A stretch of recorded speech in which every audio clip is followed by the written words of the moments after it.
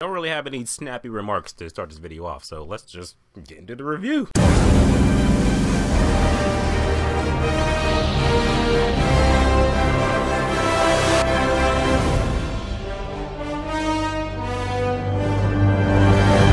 Inferno. So Inferno is the third movie in the Da Vinci Code trilogy. It's a trilogy now. Stars Tom Hanks, Felicity Jones, and crew, and yeah, it's Tom Hanks again doing what Tom Hanks does in these Da Vinci Code movies and shit. Deciphering codes and seeing patterns and shit to pretty much save the world from total annihilation. And is this movie good? I'm gonna say if you like the Da Vinci Code and Angels and Demons, then you're gonna like this movie. It's pretty much it's like those movies if you've grown accustomed to those. If you like those movies, then you'll like this movie too. Like I said, this movie does have a target audience. Like people, if you're just the average Joe, you'll go to this movie just like, oh, what the fuck is going on? How did it, what, yeah, a lot of shit goes on. But looking at the pros and cons, I believe that Inferno, it comes out this Friday. Like I said, if this is your kind of movie, if you like these kind of movies, these kind of crime, mystery movie that requires a lot of critical thinking, slow grind movies that are going to go to a bigger payoff, then just what you know about the movie. First of all, in the movie, there's only two people that's worth talking about, and it's Tom Hanks and Felicity Jones. It's the two people you're gonna follow along this whole movie with. Tom Hanks pretty much just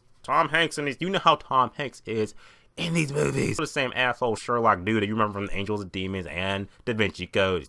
He's in this movie. Like I said, he just sees patterns and shit that you're just like, he can just see a painting and just see like that one abstract thing in the painting and be like, it puts it all together. Felicity Jones, she's just pretty much there to tag along with Tom Hanks, and she does play an important role in this movie that I was like, I didn't see that coming, and yeah, I don't want to give it away, but her, Tom Hanks, they were pretty cool in the movie. The ones you follow along with, the only ones you need to know. Plot in the movie, the plot is, how can I put this? The movie opens up with Tom Hanks in the hospital, doesn't quite know what's going on because he's got amnesia. Enter Felicity Jones, she works at the hospital, and then you got baddies shooting at Felicity and Tom Hanks. You're like, oh, now we gotta discover like what's happening and shit, what's going on with people shooting at us. That road pretty much leads to them discovering that, yeah, about the gates of hell, and there's just pathogen that's gonna kill like 4 billion people, and Tom Hanks and Felicity Jones, they gotta stop this shit. And that's what you need to know more or less. You got Tom Hanks again trying to decipher a series of riddles and quests and type of other shit to stop this deadly disease that's gonna kill 4 billion people. That's like the simple version I'll give you. Watch the movie and it explains it a lot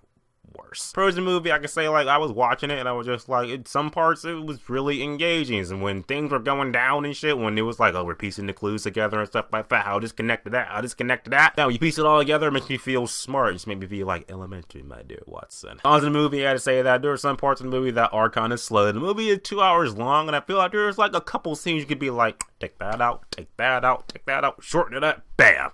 Perfect. Like, there were some parts of the movie where just like, okay, there's just scenes of people not even doing nothing, the plot's not really advancing, we're seeing scenes of people that we don't give two shits about, so just keep focus on the plot. There was some cool imagery in the movie too. There were scenes in the first half of the movie that showed, like, you know, what it was like if this pathogen released. You see people just fucked up. I'm talking about scenes from like something like out of Silent Hill meets like Hellraiser and shit like that. So that part creeped me out enough to be like, yep, gotta talk about that on camera. At the end of the day, like I said, Inferno was a movie that I walked into just like, okay, Tom Hanks, I liked him in Sully, so let's see how he does in this movie. Walked out of it just like, I had a good time with it, I enjoyed it. Last half of the movie, the very last half of the movie was engaging as shit, when it's just like, oh my god, the world is like 5 seconds away from just being totally annihilated. What's gonna happen? It had me on the edge of my seat, and I like that shit. I like being engaged. Couldn't shorten the runtime a little bit by taking scenes out of the movie that didn't need to be there, but overall, it's a pretty decent enough movie to go check out. Why not? And with that being said, I'm going to say that Inferno is indeed a 7 out of 10, which is worth seeing at matinee. Inferno comes out this Friday. You're going to see the movie. What you think about the movie? Put in the comments and let me know. Just talk about Inferno. It comes out next Friday. Hope you enjoy it, and yeah, prepare to have your mind blown. As always, subscribe. Until next time.